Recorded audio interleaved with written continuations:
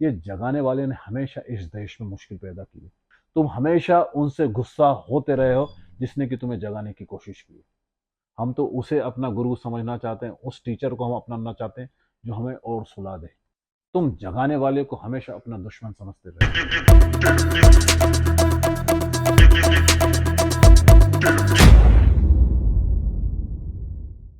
नमस्कार, आदाब, सत श्री अकाल। मैं हर्ष परमार आज के हमारे show talk with master season 2 में आप सभी लोगों का हार्दिक हार्दिक स्वागत, वंदन, अभिनंदन करता हूं, जिसमें आज हमारे साथ है ध्यान गुरु श्रीमान दिनेश परिहार सर, जिनसे आज मैं बहुत ही महत्वपूर्ण सवाल पूछने जा रहा हूं। नमस्कार सर। आज का हमारा सवाल आपसे यह है कि वो कौन है जो हमें शेर से भेड़ बकरी बना देता है। यदि हम भेड़ बकरी होने के लिए राजी हैं तो कोई भी व्यक्ति हमें भेड़ बकरी बना सकता है। यदि भीतर के शेर का हमें पता नहीं है तो कोई भी व्यक्ति भेड़ बकरी बना देगा। और सबसे पहला तो मामला यही है कि हम मानने वाले लोग हैं। हम कभी भी किसी भी चीज़ पे कोई संदेह नहीं दिखाते। जैसा कोई भी बोल देता है हम मानते चले जाते हैं। उस मानने से क्या होता है कि उस मानने से हमारी सारी संभावनाएं नष्ट हो जाती हैं। हम कभी भी ये चीज़ समझने की कोशिश नहीं करते हैं कि एक बार जानने के रास्ते पे तो चलें। जानने के रास्ते पे ही सारे सत्य मौजूद हैं। जानने के रास्ते पे ही वो मौजूद है जो कि हमें बता सकता है कि एग्जैक्टली हम किस मनोदशा के साथ, किस स्थिति के साथ और क्या संपदा लेकर इस पृथ्वी पर आए। विवेकानंद जी एक बहुत महत्वपूर्ण कथा कहते थे, शायद उससे जो आपका क्वेश्चन है वो क्लियर हो सके। एक शेरनी प्रेग्नेंट है, तो हमेशा जब वो प्रेग्नेंट नहीं थी तो दो छोटे छोटे से पत्थर थे और नीचे एक खाई थी। उसको वो आसानी से कूद के पार चले जाती थी। पत्थरों को नहीं कूदना मतलब फिर घूम के जंगल का एक चक्कर लगा के दूसरे गंतव्य तक जाना पड़ेगा। शेरनी प्रेग्नेंट है और अब आया बच्चा कि कब आया बच्चा, ये वाली स्थिति में उसको लगता है कि जैसे वो हमेशा से चट्टान को पार कर जाती थी, इस बार भी वो कर जाएगी। वो प्रेगनेंसी की अंतिम अवस्था में एक चट्टान से दूसरी चट्टान पे जंप करती है और इसी बीच में उस गैप में उसका बच्चा हो जाता है। वो बच्चा नीचे गिरता है, शेरनी पत्थरों के ऊपर गिरती है और मर जाती है। बच्चा इत्तेफाकन बच जाता है। बच्चा इसलिए बच जाता है कि नीचे भेड़ों का झुंड है। अब बच्चा जब नीचे गिरता है तो भेड़ों के झुंड में गिरता है। अब चूंकि भेड़ों के झुंड में ही वो गिरा है तो उसकी सारी सिखावन भेड़ों के साथ ही होती है। भेड़ जैसे मैं है करते हैं तो वो भी मैं है करता है। भेड़ जैसे घसर पसर कैट वॉक करते हुए चलते हैं तो वो भी उसी तरह से घसर पसर करते हुए चलता है। भेड़ यदि घास फूस खाते हैं तो वो शेर का बच्चा भी घास फूस ही खाता है। क्योंकि वो भेड़ों के बीच में गिरा है, क्योंकि भेड़ों के संस्कार उसे मिले, क्योंकि भेड़ों की सिखावन उसे मिली है, इसलिए वो शेर का बच्चा भेड़ ही हो जाता है।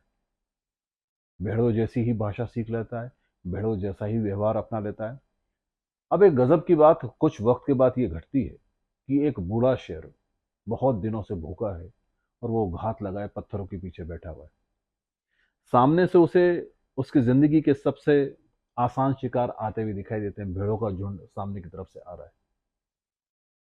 वो बस घात लगाए बैठा है, अंतिम हमला करने ही वाला होता है कि वो आश्चर्यचकित होता है कि भेड़ों के बीच में तो एक शेर का बच्चा भी चले आ रहा है। और ये कब से होने लगा कि भेड़ों और शेरों की दोस्ती होने लगी। वो देख के आश्चर्यचकित होता है कि भेड़ जब मैं करते हैं तो वो भी मैं कर रहा है। भेड़ यदि घसर पसर चल रहे हैं तो वो भी घसर पसर चल रहे हैं। और भेड़ यदि घास फूस खा रहे हैं तो वो भी घास फूस खा रहे हैं। ये तो शेर के लिए दुनिया का आठवां आश्चर्य हो जाता है कि ऐसी तो कहानियां उसने कभी अपने पूर्वजों से सुनी नहीं थी। ऐसी चीज तो उसने कभी भी देखी नहीं थी। वो तो आंखों को मलता है और उस पर तो विश्वास नहीं होता है कि एग्जैक्टली हो क्या रहा है। शेर के बच्चे को बीच में देखते हुए वो अपनी सारी भूख को, जो कि वो कई दिनों से था, वो भूल जाता है। और जैसे ही झुंड आगे आता है वो किसी भेड़ पे हमला न करके शेर को ही अपने पंजों में दबोच लेता है। इतने बड़े शेर को जब शेर का बच्चा देखता है तो वो माफ़ी मांगता है कि भैया मुझे माफ़ कर दो, मैं छोटी सी नन्ही मुन्नी सी भेड़ हूँ। कलर का निश्चित रूप से थोड़ा सा अंतर रहा होगा, लेकिन मैं एक नन्ही सी भेड़ हूँ, मुझे माफ़ कर दो। मैं कभी भी इस जगह से गुजरूंगा नहीं। मैं आपसे माफ़ी मांगता हूँ, आप बहुत ताकतवर मुझे जान पड़ते हो। शेर कहता है तू पागल हो गया है क्या? तू शेर का बच्चा है, तू इन भेड़ों में क्या कर रहा है? बोले माफ़ करना, ये झूठी सिखावन देना मुझे मना करें। मैं इन्हीं के बीच में पैदा हुआ हूँ, इन्हीं के बीच में पला बड़ा हूँ, यही मेरे भाई बंद है, तुम मुझे झूठे सपने मत दिखा। ये शेर एग्जैक्टली एक बूढ़ा गुरु है। ये शेर वो है जो इसको जगाने आया है। जब वो नन्हा सा नवजात शेर बहुत बहुत ज्यादा माफी मांगता है, बहुत ज्यादा माफी मांगता है और इसकी बात को समझने की ही कोशिश नहीं करता है, तो बूढ़ा शेर उसको यहाँ से पकड़ता हुआ घसीटते हुए ले जाता है। वो नहीं चाहता है फिर भी वो घसीटते हुए ले जाता है।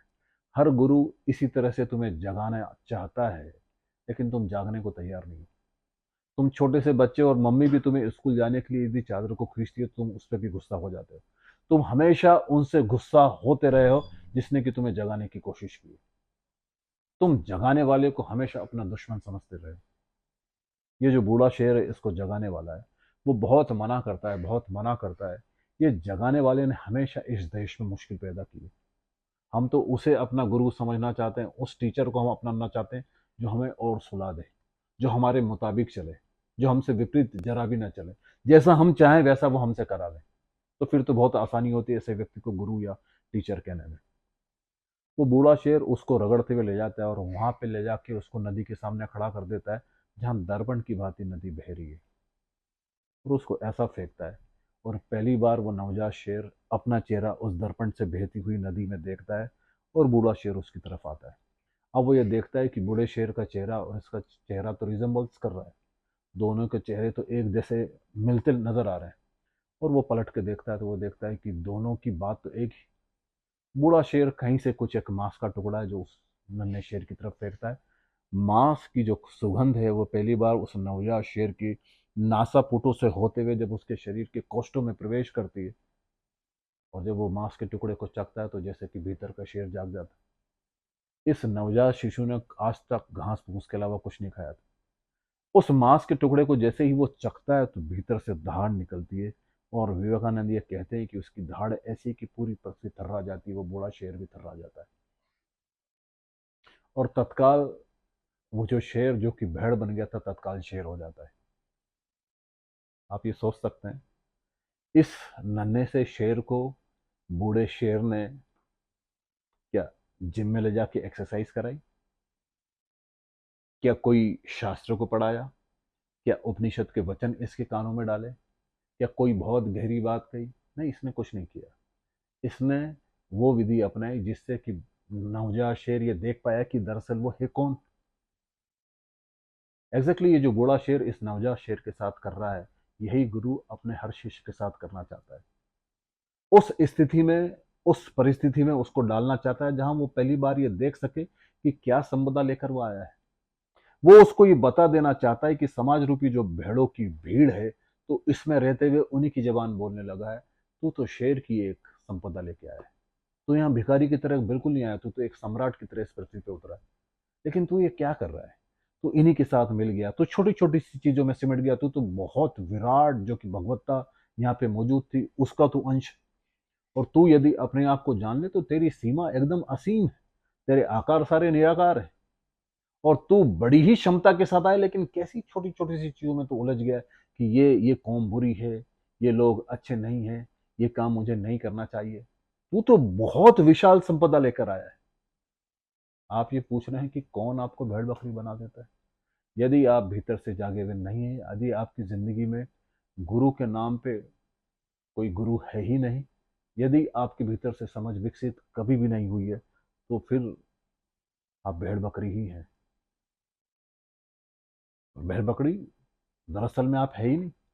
तो आप भी उसी तरह से भेड़ और बकरी तो कम से कम नहीं है। लेकिन शायद आपको ये बात का पता नहीं चलता है कि आप शेर की तरह इस दुनिया में आए। काश कि आपके जीवन में कोई गुरु अवतरित हो जो आपकी कॉलर पकड़ के आपका आप ही के साथ सामना करवा दे। और कोई गुरु यदि आपका आप ही से सामना कर दे, उसके लिए किसी भी विशेष प्रयास की कोई जरूरत नहीं। आप तो शेर की भांति ही इस पृथ्वी पे उतरे हैं, लेकिन लोगों की भीड़ के कारण जैसे ये भेड़ों के बीच में रहते रहते उन संस्कारों के साथ साथ ये भूल गया कि ये शेर था। तो आप भी भूल चुके हैं। स्वामी विवेकानंद की एक कहानी बड़ी ही मधुर कहानी है, और बड़े आयामों में ये हमारे परिदृश्य को खोलती है। बहुत महत्वपूर्ण लोग हुए, बहुत महत्वपूर्ण लोग ने महत्वपूर्ण महत्वपूर्ण बातें बताने की कोशिश की। कोई तत्काल यहाँ पे जाग जाता है, कोई जागने को यहाँ पे तैयार नहीं होता है। यदि आप जागने को यहाँ तैयार ही नहीं हो, यदि आप सत्य के खोजी हो ही नहीं, यदि आप इतना भी जोखिम नहीं लेना चाहते कि मैं सत्य को जान लूं, तो फिर आप भेड़ बकरी ही बने रहेंगे। कभी कभार कोई अपने स्वभाव को उपलब्ध हो पाता है।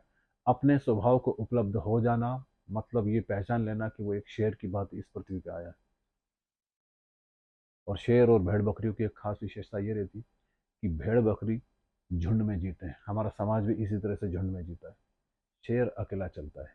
मानने का रास्ता एग्जैक्टली झुंड में जीने का रास्ता है, और जानने का रास्ता शेर की तरह एक पगडंडी पर सीना खोल के अकेले चलने का रास्ता है। अकेले चलने में बहुत सारे जोखिम है, निश्चित रूप से बहुत सारी आंधी तूफान है, कोई संगी साथी नहीं होता है, और भीड़ के साथ रहने में कोई भी जोखिम नहीं है। लेकिन भीड़ के साथ रहते हुए आप अपनी आत्मा को खो देते हो, और अकेले रहते हुए हालांकि आपको जोखिमें मिलते हैं, चुनौतियाँ मिलती हैं, लेकिन आप अपने आप कम से कम पा लेते हो। और अपने आप को पा लेना मतलब भीतर के शेर को पा लेना है। मुझे लगता है कि यही जवाब होना चाहिए। वाह, क्या बात है सर। आज की इस भागदौड़ भरी जिंदगी में खुद को जानने का समय ही नहीं मिलता, लेकिन आप जैसे गुरु के सानिध्य में आज मैंने जीवन का असली मूल मंत्र सीखा। बहुत बहुत धन्यवाद सर। तो दोस्तों, मैं उम्मीद करता हूं कि आज के इस शो में आपने भी अपनी आंतरिक शक्तियों को पहचाना होगा। अगर आपको भी हमारा ये एपिसोड अच्छा लगा हो तो please like, share, comment and channel को सब्सक्राइब करें। और हाँ, लेटेस्ट अपडेट के लिए बेल आइकन दबाना ना भूलें। धन्यवाद।